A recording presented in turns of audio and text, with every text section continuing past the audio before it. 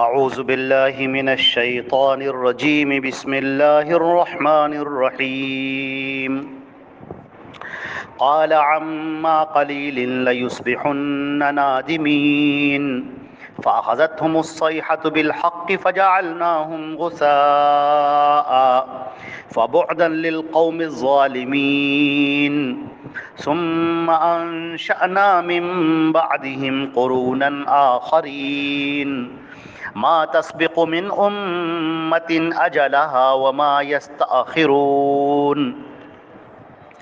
یہ سورہ مومنون کی آیت نمبر 40 سے 43 تک، یعنی 40 سے 43 تک آیتیں تلاوت کی گئی ہیں، اور ترجمہ ان آیات کا یہ ہے، اللہ رب العزت نے فرمایا، قال، اللہ نے فرمایا، عما قلیل، تھوڑی ہی دیر کے بعد، لیصبحن نادمین، یہ سب کے سب نادم ہوں گے، شرمندہ ہوں گے۔ اللہ نے فرمایا تھوڑی ہی دیر کے بعد یہ سب کے سب شرمندہ ہوں گے اور نادم ہوں گے۔ فَأَخَذَتْهُمُ الصَّيْحَةُ بِالْحَقِّ، تو حق کے ساتھ چیخ نے ان کو آ پکڑا۔ فَجَعَلْنَاهُمْ، تو پھر ہم نے ان کو بنا دیا، غثاءً، کوڑے کا ڈھیر۔ پھر آندھی نے، بہت سخت چیخ نے ان کو آ پکڑا حق کے ساتھ، اور پھر ہم نے انہیں کوڑے کا ڈھیر بنا دیا۔ فَبُعْدًا لِلْقَوْمِ الظَّالِمِينَ، اور ظالم قوم سے یہ دنیا پاک ہو گئی۔ ثم انشأنا، ثم پھر، انشأنا ہم نے تخلیق کی، ہم نے بنائے، من بعدہم ان کے بعد، قرون آخرین، دوسرے لوگوں کو۔ پھر اس کے بعد ہم نے ان کے بعد میں دوسرے لوگوں کو ہم نے پیدا کیا۔ ما تسبق من امت اجلہا، کوئی بھی گروہ اپنے وقت مقررہ سے نہ آگے بڑھ سکتا ہے، وما یستاخرون، اور نہ پیچھے ہٹ سکتا ہے۔ تو کوئی بھی گروہ، کوئی بھی جماعت، جو بھی اس کا وقت متعین کر دیا گیا ہے، نہ اس سے آگے بڑھ سکتا ہے اور نہ اس سے پیچھے ہٹ سکتا ہے۔ حضرات گرامی، یہ جو تفسیر چل رہی ہے، اور اس سے پہلے جو تذکرہ ہوا کہ اللہ رب العزت نے حضرت صالح علیہ السلام کو قوم سمود میں بھیجا، اور یہ لوگ بڑے طاقتور تھے، بڑے قوت والے، اور بڑی دولت سے اللہ نے ان کو نوازا تھا۔ پہاڑوں کو تراش کر گھر بنایا کرتے تھے، ہر قسم کی دولت، آسانی اللہ نے مہیا کر رکھی تھی، مگر یہ لوگ اللہ کو چھوڑ کر غیروں کی پوجا پرستش میں لگ گئے۔ چنانچہ اللہ نے حضرت صالح علیہ السلام کو پیغمبر بنا کر بھیجا، اور جب ان کو پیغمبر بنا کر بھیجا تو انہوں نے اللہ کا پیغام پہنچایا، اور جب انہوں نے اللہ کا پیغام پہنچایا تو یہ قوم ان کے دشمن ہو گئی، ان کے اوپر طرح طرح سے اعتراضات کرنے لگے، ان کو تکلیفیں دینے لگے، ان کو اذیتیں دینے لگے، ان کے راستے میں کانٹے بچھانے لگے، ان کو ذلیل کرنے لگے۔ تو یہ سارے کام انہوں نے کیے۔ آخر کار پیغمبر ان کو دعوت دیتے جب بالکل تھک گئے، اور اب ان کے اندر امید کی کوئی کرن باقی نہ رہی، دعوت کا پورا فریضہ ادا کر لیا، حق ان تک پہنچا دیا، ایک بار نہیں 1000 بار گفتگو واضح کر کر ان کے سامنے پیش کر دی گئی، مگر پھر بھی یہ نبی کا مذاق اڑا رہے ہیں، اس کی جان کے در پہ ہیں، قتل کر دینا چاہتے ہیں، سازشیں کر رہے ہیں، ذلیل کر رہے ہیں۔ تو پھر انہوں نے اللہ سے دعا کی کہ اے میرے پروردگار، رب انصرنی، اے میرے پروردگار میری مدد کر دے، اے اللہ مجھے ان ظالم لوگوں سے چھٹکارا دلا دے۔ یہ اس وقت ہوتا ہے جب دل پک جاتا ہے، جب آدمی غم و اندوہ کا شکار ہو جاتا ہے۔ اس قدر تکلیفیں ڈال رہی ہے یہ قوم، اور سمجھتی بھی نہیں ہے، ایک آدمی بھی اب ان کے اندر سمجھنے والا نہیں رہا، جن کو ایمان لانا تھا وہ لا چکے۔ لہٰذا انہوں نے اپنے رب کے سامنے اپنے ہاتھ پھیلائے اور کہا اے میرے پروردگار میری مدد کر دے۔ اب ظاہر سی بات ہے کہ نبی کی دعا کیسے قبول نہ ہوتی، یہ ان لوگوں نے سمجھا نہیں۔ یہ نبی کا مذاق اڑا رہے ہیں، نبی کے مرتبے اور مقام سے واقف نہیں ہیں. وہ اللہ کا بھیجا ہوا نمائندہ ہے، وہ اللہ کا پیغام لے کر آیا ہے، وہ اپنی طرف سے کوئی باتیں نہیں کر رہا ہے، وہ اللہ کے پیغام کو پہنچا رہا ہے. اور قوم اپنی آنکھوں کو بند کیے ہے، کانوں کو بند کیے ہے، نبی کو پریشان کر رہی ہے، تکلیفیں دے رہی ہے، اذیتیں دے رہی ہے، مارنے کے در پہ، قتل کرنے کے در پہ. چنانچہ اللہ نے فرمایا قال، اللہ نے کہا عما قلیل، تھوڑی ہی دیر کے بعد میں یہ سب کے سب شرمندہ ہوں گے، نادم ہوں گے جو یہ کر رہے تھے. اب ان کے ندامت کا وقت آ گیا. اب یہ کہیں گے کہ ہم غلط تھے، لیکن اب ان کے کہنے کا کوئی فائدہ نہیں ہوگا. اب ہم ان کے اوپر عذاب بھیجنے جا رہے ہیں، اب ہم نے عذاب کا فیصلہ کر رکھا ہے. فاخذتهم الصیحۃ، تو ایک چیخ کہ عذاب نے ان کو آ پکڑا. ایسی آندھی چلی ہے، ایسی آندھی، اور اس آندھی کے ساتھ چیخ کہ ان کے کلیجے پھٹ گئے، کہ دماغ پھٹ گئے، اور وہ کٹے ہوئے درختوں کی طرح زمین پر گر پڑے. سب ختم ہو گیا، نہ ان کی طاقت باقی رہی، نہ شوکت باقی رہی، نہ ان کے بلند و بالا عمارات اور ان کے مکانات باقی رہے. سب ختم ہو گیا.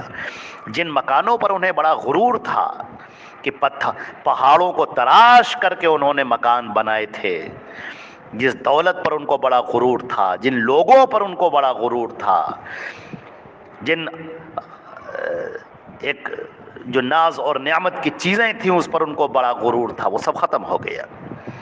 ایک آن واحد میں سب ختم ہو گیا. چیخ کے عذاب نے، آندھی کے عذاب نے ان کا صفایا کر دیا. سب کٹے ہوئے درختوں کی طرح، کانہم اعجاز نخل خاویہ، گویا کہ کٹے ہوئے درخت ہیں اس طرح زمین پر پڑے ہوئے ہیں. بڑے بڑے طاقتور لوگ زمین پر پڑے ہوئے ہیں. اللہ کے عذاب نے ان کا خاتمہ کر دیا. ان وقت موعود ان کا آ پہنچا. اللہ نے فیصلہ کر لیا کہ اب ان کو ختم کر دیا جائے. اللہ تعالیٰ فرماتے ہیں فجعلناہم غثاء، ہم نے ان کو کوڑے کا ڈھیر بنا دیا. وہ کوڑے کا ڈھیر بن گئے، اکٹھا ہوئے، کوئی حیثیت نہیں جس کی، کچھ وقات نہیں جس کی. اور اللہ نے یہاں پر ایک لفظ کہا ہے بالحق، فاخذتہم الصیحۃ بالحق، کہ آندھی اور اس چیخ کے عذاب نے ان کو آ پکڑا بالحق، حق کے ساتھ. حق کے ساتھ کا کیا مطلب ہے؟ مطلب یہ ہے کہ یہ عدل و انصاف کا تقاضا تھا. ان کے ساتھ کوئی ظلم نہیں ہوا، یہ عدل و انصاف کا تقاضا تھا. اور دوسری تفسیر اس کی یہ بھی کی گئی ہے کہ بالحق کا مطلب یہ ہے کہ اللہ نے جو وعدہ کیا تھا کہ اگر تم ایمان نہیں لاؤ گے تو پھر ہم عذاب بھیجیں گے، تو پھر یہ عذاب آ پہنچا. یہ جو حق کا وعدہ تھا وہ ہو گیا. فجعلناہم غثاء، ان کو کوڑے کا ڈھیر بنا دیا. کوئی ان کی وقت باقی نہ رہی، کوئی حیثیت ان کی باقی نہ رہی، سب ختم ہو گیا. جن دولت پر انہیں غرور تھا وہ دولت باقی نہ رہی، جن لوگوں پر غرور تھا وہ لوگ باقی نہ رہے، جن مکانات پر غرور تھا وہ مکانات باقی نہ رہے، کھنڈر ہو گئے، ویران ہو گئے سب. فبعدا للقوم الظالمین، اور اس ظالم قوم سے دنیا پاک ہو گئی. لغوی معنی اس کے تو یہ ہے بعدن، دوری ہو گئی اس ظالم قوم سے. دوری ہو جانے کا مطلب کیا ہے؟ کہ زمین سے وہ زمین پاک ہو گئی، ان ظالموں کے وجود سے پاک ہو گئی.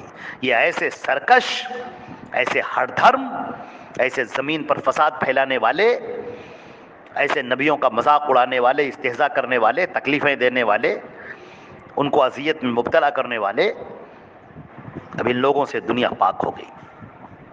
اللہ تعالیٰ نے فرمایا ثم، پھر اس کے بعد، ثم پھر انشأنا، ہم نے پیدا کیا، من بعدہم، ان کے جانے کے بعد، قوم قرون آخرین، دوسری قومیں، دوسرے لوگ، دوسری جماعت، دوسرے گروہ پیدا ہو گئے. حضرت شعیب علیہ السلام کی قوم ہے، حضرت لوط علیہ السلام کی قوم ہے، وہ ان کے بعد میں آتی ہے. اللہ رب العزت نے یہاں پر ایک قاعدہ اور قانون بتا دیا کہ ما تسبق من امت اجلھا، کوئی بھی قوم، یہ قیامت تک کے لیے بات ہو رہی، کوئی بھی قوم جو بھی اس کا وقت متعین ہے، جو اللہ نے متعین کر دیا ہے، نہ وہ اس سے آگے بڑھ سکتی ہے، نہ پیچھے ہٹ سکتی ہے.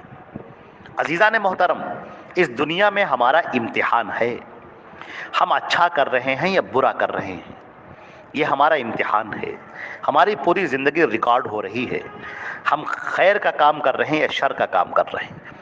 فمن يعمل مثقال ذرة خيرا يره ومن يعمل مثقال ذرة شرا يره. رائی کے دانے کے برابر بھی اگر کوئی نیک کام کرے گا تو اللہ کے ہاں اس کا بدلہ پائے گا، اور رائی کے دانے کے برابر بھی اگر کوئی برا کام کرے گا تو اس کا بدلہ پائے گا. ہماری زندگی، ہم تو عمل کرتے جا رہے ہیں اور ہماری زندگی ریکارڈ ہوتی جا رہی ہے، اور یہاں تک کہ جو موت کا وقت اللہ نے لکھ دیا ہے اس وقت سے نہ کوئی آگے جا سکتا ہے نہ پیچھے جا سکتا ہے. موت اپنے وقت مقررہ پر جو بھی وقت لکھ دیا گیا وہ اس پر آ جائے گی اور ہمیں دبوچ لے گی، ہمیں پکڑ لے گی اور ہمیں اس دنیا سے لے کر چلی جائے گی اور ایک دوسری دنیا میں ہمیں لے جا کر کھڑا کر دے گی. ہمارے پیچھے سب چھوٹ جائے گا. یہ بڑے بڑے مکانات جو ہم نے بنا رکھے ہیں چھوٹ جائیں گے. یہ گھروں کے اندر عیش و آرام کی جو چیزیں ہم نے سجا رکھی ہیں، جمع کر رکھی ہیں، سب چھوٹ جائیں گے. یہ گھر والے ہیں، یہ رشتہ دار، دوست احباب، بیوی بچے، جن کے لیے ہم جھوٹ بولتے ہیں، جن کے لیے دھوکہ دیتے ہیں، جن کے لیے رشوتیں لیتے ہیں، جن کے لیے سٹے بازی کرتے ہیں، جن کے لیے کسی پر جھوٹے مقدمے قائم کرتے ہیں، جن کے لیے ہم رات دن غلط کام کرتے ہیں، یہ سب چھوٹ جائیں گے اور گناہ تمہارا باقی رہ جائے گا.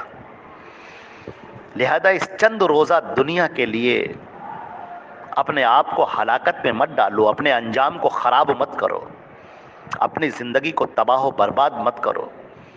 اللہ کے سامنے تمہیں کھڑے ہونا ہے اور حساب دینا ہے. تو ہماری زندگی ریکارڈ کی جا رہی، تم بھول رہے ہو. یہ ساری زندگی ریکارڈ ہو رہی ہے. خیر کرو گے یا شر کرو گے وہ اپنے لیے کرو گے. تم یہ نہیں کہہ سکتے کہ میں نے اپنے بچوں کو پالنے کے لیے یہ رشوت لے لی تھی، یا حرام کام کر لیا تھا، سود کھا لیا تھا، بیاج لے لیا تھا. یہ آپ نہیں کہہ سکتے. حلال کے راستے کھلے ہوئے ہیں تو نے وہ طریقہ کیوں نہ اختیار کیا، حرام طریقہ کیوں اختیار کیا؟ لہذا اللہ نے واضح کر کے فرما دیا کہ کوئی بھی قوم، کوئی بھی، جب اس کا وقت متعین آ جاتا ہے تو نہ وہ اس سے آگے بڑھ سکتی ہے نہ پیچھے ہٹ سکتی. نہ ایک سیکنڈ پہلے موت آئے گی نہ ایک سیکنڈ بعد موت آئے گی، بلکہ جو وقت متعین ہے اسی پر موت آئے گی. اللہ تعالی ہم کو اور آپ کو نیک کام کرنے والا بنائے، نیک اعمال کرنے والا بنائے. انشاءاللہ اس کے آگے کی آیات کی تفسیر اللہ کے حکم سے اور اس کی توفیق سے انشاءاللہ ہوتی رہیں گی. والسلام علیکم ورحمۃ اللہ.